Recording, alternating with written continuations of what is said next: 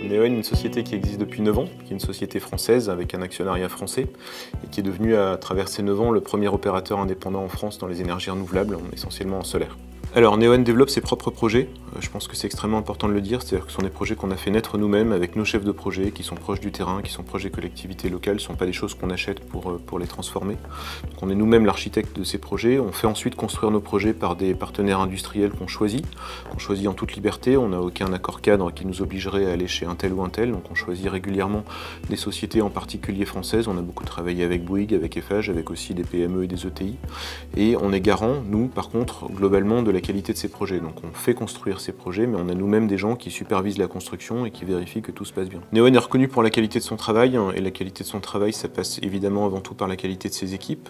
On a des gens qui travaillent avec énormément de compétences, avec aussi énormément d'intégrité, c'est une des valeurs phares de la société. On est reconnu à la fois pour notre compétence et pour notre parfaite transparence vis-à-vis de nos prêteurs et de nos co-actionnaires, et ça c'est un actif qui est extrêmement important pour nous. On tient beaucoup à notre réputation, et je pense qu'aujourd'hui on est reconnu pour ça.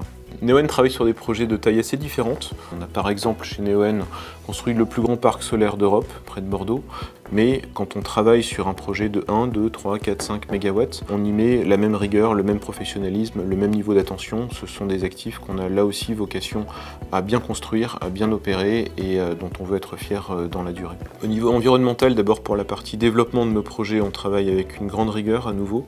On fait toutes les études faune-flore qui sont nécessaires, on en fait souvent d'ailleurs plus que ce qui nous est demandé pour être vraiment irréprochable. On obtient des permis qui nous sont délivrés par toutes les autorités préfectorales, environnementales françaises. Et donc la partie qui nous revient et qu'on pilote directement, on en est nous-mêmes garants, mais on s'attache aussi à, pour ce qui ne dépend pas directement de nous, à s'assurer que c'est fait avec la même rigueur et le même souci environnemental.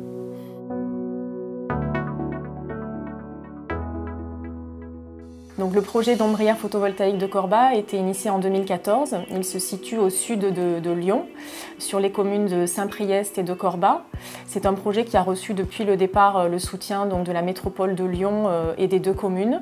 Donc, les ombrières s'implantent sur un parking de stockage de véhicules neufs. Donc, les ombrières sur ce parking-là ont pour avantage de protéger les véhicules des intempéries et notamment de la grêle qui peut endommager fortement les véhicules. Le projet est divisé en 2 tranches, la centrale solaire Corba 1 et la centrale solaire Corba 3 pour une superficie totale de 12,5 hectares et une puissance de 16,3 MW crête. Donc, la production annuelle de ce projet est de 20 000 MWh. Et ce qui correspond à la consommation totale en électricité de 8 800 habitants, soit environ 80% de la commune de Corba. Donc le chantier doit débuter en juillet 2018 pour une durée approximative de 10 mois. Donc plus spécifiquement pour la première tranche, la centrale solaire Corba 1, cette centrale a une puissance de 8,53 MW crête et la mise en service est prévue pour avril 2019.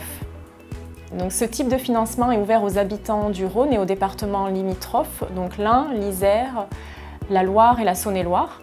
Et il est également ouvert aux personnes bénéficiant d'un foyer fiscal dans le même département, le Rhône et les départements limitrophes. On a choisi chez Neoen, dès le début, dès que ça nous a été permis de monter un schéma de crowdfunding pour nos centrales photovoltaïques.